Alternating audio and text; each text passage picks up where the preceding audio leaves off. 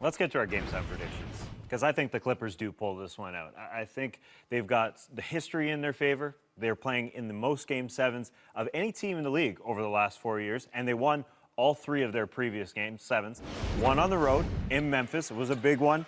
As we mentioned, that 27-point comeback that they had was part of this series, and it was the same thing. They were up 3-1, gave away Games 5 and 6, and then they went on to win it. Also, why should they feel good? Well, they've blown out the Rockets 3 times in this series by an average of 25 points, and they were up 19 in that last one. Also, one big win on the road when they spanked them. They did it against the Warriors last season.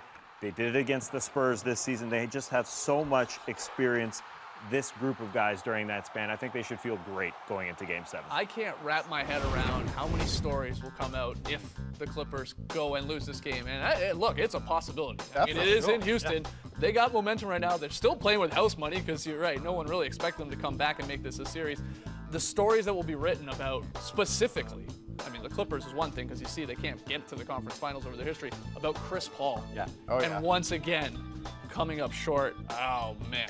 Devastating it would be for him because he was so close against Oklahoma City last year to take that 3-2 lead. They end up losing in 6. If he's to go down now, I'm not sure what this says about his career. I mean, something's going to have to change, I think, for the Clippers because they're just going to end up short again, and they're going to have a lot of question marks over them in the summer. It's not by no means, again, I'm saying the Rockets are at home. That's great. You always want home court advantage in a Game 7. That's going to help your odds.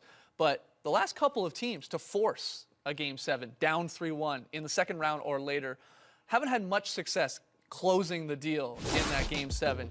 You look at the last 5 teams, and including, of course, the Rockets Clippers as we go to Game 7 on Sunday. But the Spurs did it. They lost. The Blazers did it. They lost against the Lakers back in 2000. The Heat, the one team on this recent list from the second round or later, down 3-1 to force Game 7. The last one to do it back in 96-7 to actually win that Game 7, and the Sonics also on the list. So definitely hard to beat a team 3 times in a row, especially when you get this late in the playoffs. The Clippers, like we said, have been one of the better teams in the Western Conference for the second half of the season. The Rockets, obviously, the second seed. But they have the momentum. They've kind of scrapped all year long. The Rockets, you could have counted them out a lot of times during this whole season. When Dwight Howard went down, everybody thought they'd fall off. They never did. Down 3-1. Somehow they found a way to show up in their 2 biggest moments. I don't know. It's hard to pick against them. I went with the Clippers in 7 before the series, so I feel like I kind of have to stick to that. Definitely didn't think that would be the way this series went, though. Yeah, Lee, you were the one guy taking the Rockets with the predictions here at the table. You had them in 6. What do you think? You like the Rockets at 7? Yeah, I'm going to stay with the Rockets now. I mean, it certainly hasn't played out the way I thought it would play out. And this is just not the situation that the Clippers want to be in right now because they're facing so many questions. And Tasha mentioned that history is on their side because of their Game 7 success. But this is the Clippers. Yeah. History's never on their side. That's fair. Like things always seem to go wrong for the Clippers. So I'm going to stick with the Rockets, but I think it's going to be a pretty tight game. I would love to see, and I am not really a Harden defender. I'm also not a breakfast defector. But I would love to see Harden oatmeal come every out. day. Yeah, I love my oatmeal. I'm sorry, Taco Bell. But I would love to see Harden sort of come out and have a really good overall game.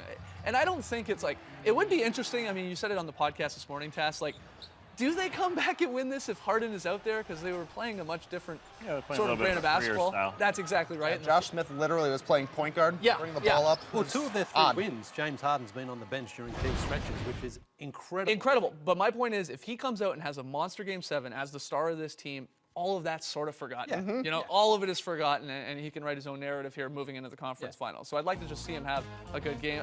You hope everyone stays healthy. And look, out of this whole thing, we get a Game 7 on Sunday.